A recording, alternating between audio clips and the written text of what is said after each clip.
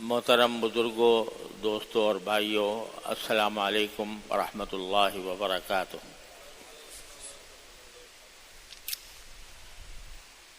اللہ تعالی جلالہ کا فضل و کرم ہے کہ اس نے ہمیں یہ شعبان کا مہینہ عطا فرمایا، جس کو رمضان المبارک کا مقدمہ کہا جاتا ہے۔ اور جیسا کہ پچھلے جمعہ میں نے عرض کیا تھا، رسول کریم سرور دو عالم صلی اللہ علیہ وسلم اس مہینے میں بکثرت روزے رکھا کرتے تھے، اور اس کی جو 15ویں شب ہے، جو انشاءاللہ آج مغرب کے بعد سے شروع ہونے والی ہے، اس کو اللہ جل جلالہ نے خصوصی برکت کی رات بنایا ہے۔ اور اس رات میں اللہ تبارک و تعالی کی بارگاہ میں حاضر ہو کر زیادہ سے زیادہ عبادت کرنا، یہ بہت موجب اجر و ثواب ہے۔ اس معاملے میں ہمارے معاشرے میں کچھ افراط و تفریط پائی جاتی ہے۔ کچھ حضرات وہ ہیں جو یہ کہتے ہیں کہ شب برات کی فضیلت کی کوئی حقیقت نہیں، اور مثلا اگر آپ سعودی عرب جائیں اس زمانے میں، تو وہاں نہ صرف یہ کہ اس رات میں جاگنے کا یا اس رات میں خصوصی عبادت کرنے کا کوئی اہتمام نہیں ہوتا، بلکہ اس بات کی تردید کی جاتی ہے کہ شب برات کوئی ایسی رات نہیں ہے جس کے بارے میں کچھ خصوصی احکام دیے گئے ہوں۔ اور وجہ یہ بیان کی جاتی ہے کہ جن روایتوں میں نبی کریم سرور دو عالم صلی اللہ علیہ وسلم سے اس رات کی کوئی فضیلت منقول ہے، وہ سند کے اعتبار سے کمزور اور ضعیف روایتیں ہیں۔ تو ایک طرف تو یہ افراط ہے کہ اس کو بالکل کوئی اہمیت ہی نہیں دی جاتی، اور ان سے متاثر ہو کر بعض حضرات خود ہمارے معاشرے کے اندر بھی بر صغیر میں ایسے پائے جاتے ہیں جو اسی مسلک کے قائل ہیں کہ بھئی شب برات کی کوئی حقیقت نہیں ہے۔ یہ بات اس لیے درست نہیں ہے کہ شب برات کی احادیث ایک مرتبہ میں نے جمع کروائی اپنے ایک ساتھی سے، تو پتہ چلا کہ شب برات کی فضیلت کی احادیث 17 صحابہ کرام سے مروی ہے۔ 17 صحابہ کرام رضی اللہ تعالیٰ عنہم سے روایت ہے اس کی کسی نہ کسی فضیلت کے بیان کی۔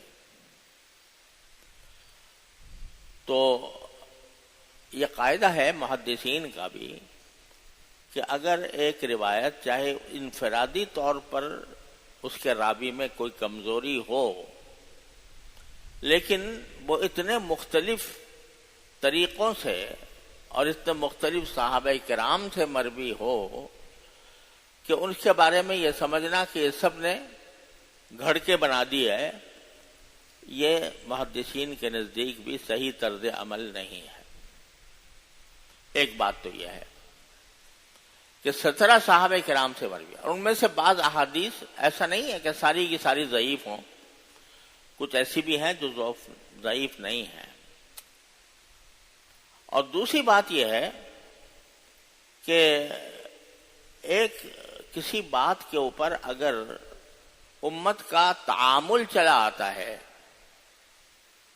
یعنی صحابہ و تابعین کے دور سے لوگ اس کو اہمیت دیتے رہے ہوں اور اس پر عمل کرتے آئے ہوں، تو محض اس وجہ سے کہ بھئی اس کی سند ضعیف ہے اس کو رد نہیں کیا جا سکتا۔ اس لیے یہ بات تو غلط ہے کہ شب برات کی کوئی فضیلت نہیں، کوئی اہمیت نہیں، یہ بات تو درست نہیں ہے۔ البتہ لوگوں نے اس کے اندر کچھ اپنی طرف سے چیزوں کا اضافہ کر دیا۔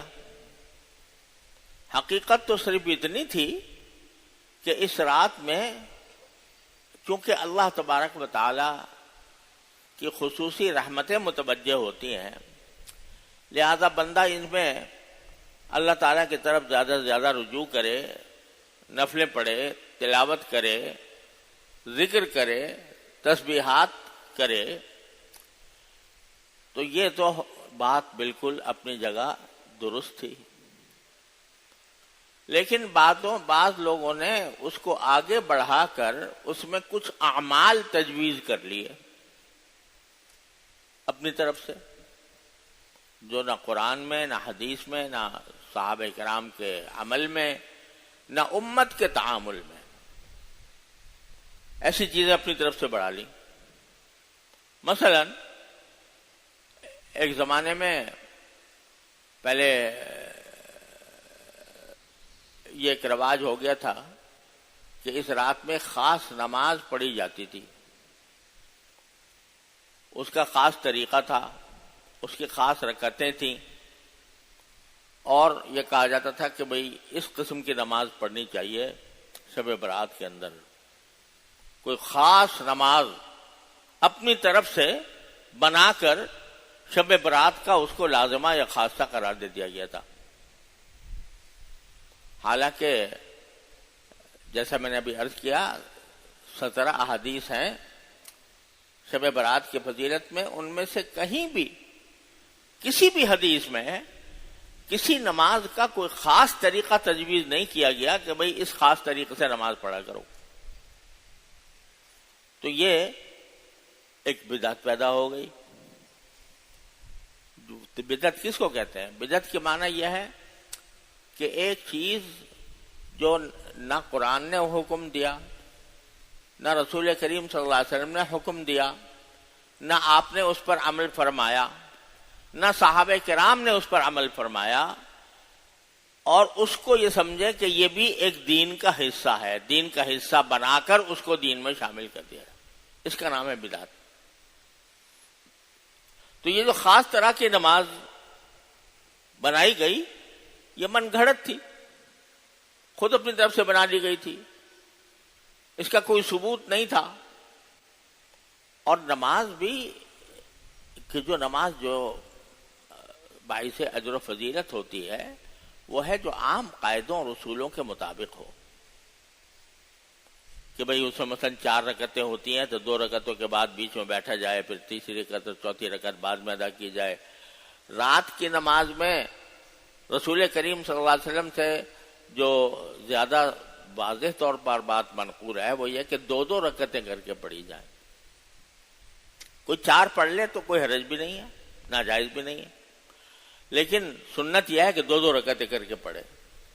اب اس نماز میں ایک لمبا سلسلہ قائم کر دیا گیا تھا، اور اس میں خاص صورتیں متعین کر دی گئی تھیں کہ بھئی فلاں رکعت میں یہ صورت پڑھو، فلاں رکعت میں یہ صورت پڑھو، وغیرہ وغیرہ۔ تو یہ سب اپنی طرف سے دین میں اضافہ کر دیا گیا، اسی کا نام بدعت ہے۔ تو ایک تو یہ بالکل لغو بات ہے اور اس کا کوئی ثبوت نہیں ہے۔ الحمدللہ اب ہمارے معاشرے میں اس کا رواج نہیں رہا، لیکن ماضی میں فقہاء کرام نے اس کا ذکر کیا ہے اور اس کی تردید بھی کی ہے۔ اسی طرح بعض لوگوں نے اس رات کے اندر کوئی خاص کھانا پکانے کو بھی ایک لازمہ سمجھ لیا کہ حلوہ ضرور پکے گا شب برات میں، اگر حلوہ نہ پکا تو شب برات ہی نہ ہوئی۔ اب اس کا کوئی دور دور کہیں اس کا تصور نہیں ہے کہ بھئی کوئی خاص قسم کا کھانا شریعت نے آپ کے لیے مصنون کر دیا ہو کہ بھئی یہ خاص قسم کا کھانا پکایا کرو یا کھایا کرو یا ایک دوسرے کو بھیجا کرو. ایسا کچھ شریعت نے کہیں بھی متعین نہیں کیا. یہاں تک کہ عید کا دن آتا ہے تو عید کے دن خوشی منانے کا حکم ہے، اور صرف اتنا ہے کہ بھئی صبح کو 3 کھجوریں نبی کریم سرور عالم صلی اللہ علیہ وسلم تناول فرما لیا کرتے تھے فجر کے بعد. بس یہ نہیں کہ بھئی دوپہر کو یہ پکاؤ اور رات کو یہ پکاؤ یہ کھاؤ. ایسی کوئی شریعت نے ہم پر پابندی عائد نہیں کی. تو اپنی طرف سے یہ بنا لیا گیا اور بنا کر اس کو شب برات کی ایک سنت قرار دے دیا گیا کہ شب برات کا ایک لازمی حصہ ہے، شب برات کی لازمی سنت ہے کہ حلوہ پکایا جائے اور وہ اس کو بھیج رہا ہے وہ اس کو بھیج رہا ہے، تبادلہ ہو رہا ہے حلووں کا. تو اس کو ایک طریقہ بنا لیا گیا جس کی کوئی اصل نہیں. اور ایک لوگوں میں یہ بھی مشہور کر دیا گیا فضول، جس کی کوئی اصل بھی نہیں ہے. مشہور یہ کر دیا گیا کہ نبی کریم سرور عالم صلی اللہ علیہ وسلم کا دندان مبارک شہید ہوا تھا تو اس موقع پر آپ کو نرم غذا کھانے کی ضرورت تھی، لہذا حلوہ آپ نے تناول فرمایا تھا.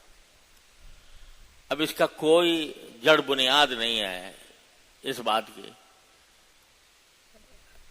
غزوہ احد مبارک میں غزوہ احد میں دندان مبارک شہید ہوا تھا تو وہ اس کا کوئی تعلق شب برات سے نہیں ہے، اور یہ بھی کہیں منقول نہیں کہ اس وقت میں آپ نے کوئی خاص نرم غذا استعمال فرمائی تھی. ہوگی کہ ہو سکتا ہے فرمائی ہو، لیکن کوئی ذکر اس کا نہیں آتا. تو ایسی فضول جھوٹ موٹ روایتیں گھڑ کر کسی چیز کو معمول بنانا یہ بھی شریعت کے مزاج کے خلاف ہے، اس کی بھی کوئی اثر نہیں. اور اس سے بھی بدتر جو رواج پڑ گیا، اللہ کا شکر ہے اب اس میں کمی آ رہی ہے کہ بھئی اس میں آتش بازی کی جائے، اس میں چراغاں کیا جائے اور آتش بازی کی جائے، اور اس آتش بازی کے اندر ہر طرح کے آلات استعمال کیے جاتے ہیں، ہر طرح کی چیزیں استعمال کی جاتی ہیں. پہلے تو اس کا بہت زیادہ رواج تھا، اور آپ لوگوں کی تو یاد نہیں ہوگا، ہم نے اپنے نوجوانی میں دیکھا تھا کہ جو یہ ہمارا صدر میں جو بوہری بازار ہے وہ پورا کا پورا جل کر راکھ ہو گیا تھا اس رسم بد کی وجہ سے کہ آتش بازی کی جاتی تھی. وہ آتش بازی کے اندر ظاہر ہے کہیں نہ کہیں کوئی آگ کا کوئی ٹکڑا، آگ کا کوئی انگارہ، کوئی چنگاری کہیں جا کر لگ گئی، اس سے آگ بھڑک اٹھی تو بہت بڑا المیہ پیش آیا تھا، پورا بازار کا بازار جل گیا تھا. تو اس کی بھی کوئی اصل نہیں.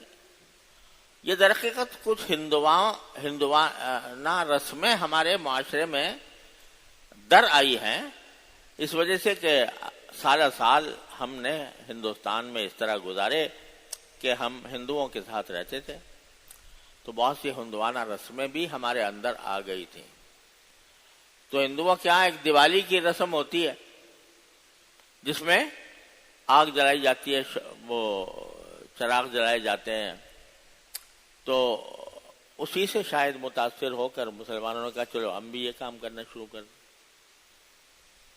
اور میں کیا عرض کروں، دیوبند میں جو ساری اکابر کا مرکز تھا اور جہاں سے بدعتوں کا خاتمہ ہوا ہے، وہاں ایک زمانے میں شب برات میں ایک جنگ ہوا کرتی تھی،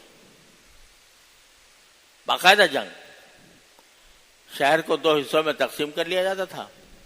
ایک حصہ ایک فریق اور دوسرا حصہ دوسرا فریق، دونوں کے درمیان جنگ ہوتی تھی اور ساری رات جاری رہتی تھی۔ ہمارے اکابر علماء دیوبند نے اس کے اوپر نکیر بھی کی، لیکن یہ سلسلہ اللہ کا شکر ہے وہ بند ہو گیا قصہ۔ تو غلط طرح طرح کی چیزیں شب برات کے ساتھ منسوب کر دی گئی ہیں جن کی کوئی حقیقت نہیں ہے، اور نہ صرف یہ کہ حقیقت نہیں ہے بلکہ ان کو ان میں سے بعض چیزوں کا پر عمل کرنا الٹا گناہ کا موجب ہے۔ یہ آتش بازی اسی طرح کی چیز ہے۔